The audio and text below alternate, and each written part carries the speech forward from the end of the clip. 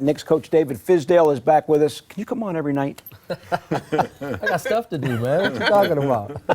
I got to ask you. So obviously, we watch you do your thing, and after games, it's not like it's a handshake with the opposing coach. I mean, these guys, I don't know what the hugs. To me, they symbolize like these other guys that you go up against love you. You're so popular in the league. So I want to ask you, and you're so popular with your players. Does that make it harder to coach these guys? No, not at all. And it don't make it any harder to compete against them. In fact, that's the fun of it. I love, going at these guys and trying to beat the best. And there's just a real mutual respect there, I think. I always try to pay homage to the coaching fraternity, and I always try to be a guy that if a guy gets fired or gets hired, I always try to reach out to everybody and be in connection with them because it's a volatile business. And when it comes to my guys, I think the closer I can get to the players, the better I can coach them. Now, what about the players, Coach? Because they all love you, too. Does it make it harder to discipline them? No, that's when you can tell them the truth. I think the love comes from the truth. John can attest to this stuff. You probably your favorite coaches are the ones that were the most honest with you. Absolutely. Right, and so, would you agree? So I think that, I try to be absolutely 100% honest with them when I'm talking to them. Obviously I don't try to tear them apart and crush confidence, but I think just always delivering the truth and showing them how we can always fix something. I think that's, created relationships around the league that are hopefully lasting. In doing that, Coach, and sort of navigating those relationships, how much of it is a give and take, right? Like you got a roster of 13, 12 guys. There's a lot to measure. Maybe Mitch needs a different type of coaching than Zoe. How do you sort of make sure each guy is getting what they need? It's I just kind of do it right out the gate from as soon as the day starts, and you probably had coaches like this that when I walk into the gym, I make sure I make contact with every single guy, because everybody's going through something different. Some guys are struggling with their shots. Some guys are, not playing at all. Some guys, it's just different things going on with guys and personal things. These guys are human, they're young, they're going through a lot off the court. And so I make it a point that before we even get the day jump started that I reach out and talk and put my hands on each guy just so they know it's not just basketball for me. I'm going to go through the struggle with you. How can I help you through it? And, for whatever reason, just by starting the day off that way, it carries on throughout the day. And I feel like, hopefully I'm giving these guys enough. But there are times where a guy has to call a meeting with me. Coach, I need to talk to me. What am I doing? What's going on? How can I do this better? And, hopefully my players feel like they can all do that when I'm not necessarily sharing or giving enough of myself to them. So we're not happy with Wallace so far. I don't know if you want to take him aside. Already? Just didn't come. He missed your morning text. Coach, he didn't come to the show in shape. Tough crowd. I mean, maybe talk him through here. Oh, no, this guy's prepared. Kidding, this is the beast right here. You kidding me? Well, Coach, first of all, you're to be commended for the job you did with Emmanuel Mudiay. Thank you. Because I know, being a former player, when you have a foot out the door, which he did, and you have 1 foot in the league because of your contract, 1 foot out the door because you're not playing as well or you're in what you were expected to play, and you came in, turned him around, turned his diet around. He's playing at a very high level.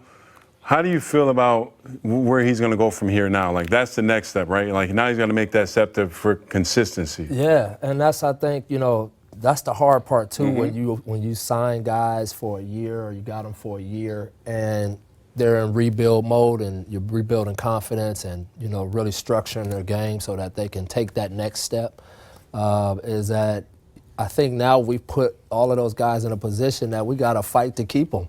And that's a good problem to have. That means that these guys really got better. And, it wasn't about me. It was much more about him and his investment and his openness to learning and working and really challenging himself to get in the best shape of his life.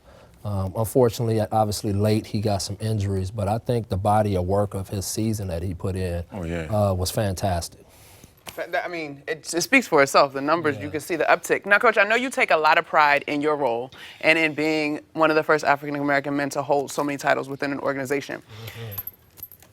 not quite on your same level, but just follow me here, right? There's, like, for me, there's black woman put before everything. How do you sort of acknowledge, celebrate, but also do your job and focus on the job? Like, how do you balance that? Well, see, that was when thinking about, okay, what job am I going to take? Where am I going to be next? The Knicks had checked a lot of boxes. And really, before it even got to the point of talking about making history with those guys, they had already checked every box that I wanted in a team and what I wanted to be a part of moving forward. And so when I found out, when I was going to make the decision that that was actually the case, that this is the first time this has ever happened, I had to take a minute. Yeah.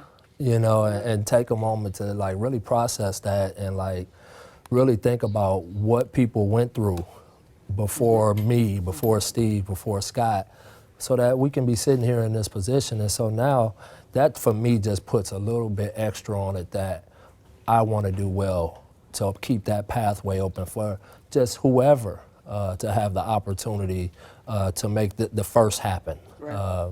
Because that's what it's about is really being inclusive and everyone having a real opportunity to reach the highest parts of the game. And, I'm just really proud to be a part of that with the two men that I'm a part of it with. Absolutely. You guys have all done a fantastic job. Thank you. So we know you're a dog lover. Oh, that's an understatement. My daughters have been after me for years to get a dog. What are you waiting on? Who's going to take care of the dog? Them.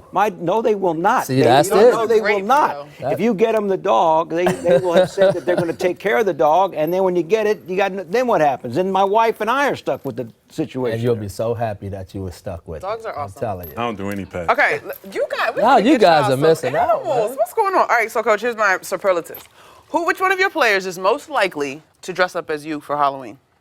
Oh, that's it. And do it well. DeAndre Jordan. What's he gonna do about his hair though, for the sake of the? I don't know, but he'd figure something out. I just know that character would do something. Well, they got those new man weave hair things, so he'll You're figure out absolutely something. right. But if you're just going off of personality, and who would DJ for sure? All right, cool. So who in practice is most likely? We don't want to say to start a fight, but to take the temperature of practice up a notch. Damian Dotson. Okay. I love that. Okay, yeah, little That's edge interesting. Edge to him. Yeah. I think that's an unexpected answer. Yeah, Dot is. But you got to watch him because he's not a lot of smiling, but he's not doing a lot of talking either. And you notice the quiet ones are always the ones that you got to Worry watch about. out for. Absolutely. Dot's got a little edge to him. All right. Last one, Monica. Go ahead. Which one of your players was the first to say something to you after a certain national broadcaster with an A in his middle name made it a point to give you compliments on your wife? Oh my God! Actually, I can't remember which player, but I had a few players like, man, coach, he kind of going too far with it, right? And I'm like, man, at the end of the day, she comes home to me every There you day. go. Every night. Well, I do hope you That bring the matters. Tomb Raider outfit out for the next time you come through. That was pretty good. I mean, right? y'all was Tomb killing Raider, it. Y'all Indiana was killing it, Jones, Coach. So just take it as a compliment. That's all you can Listen, do, baby. I'm overachieving anyway. So I'm smart enough to know that. If you say you've outkicked your coverage, that's No doubt about it. There you go. I know where Thank I'm you at. so much, Coach. Thanks for having me, guys. Cannot thank you enough for Yeah. your time. Best of luck to you and the organization during this very important summer. Appreciate it. Thanks for having me. All right.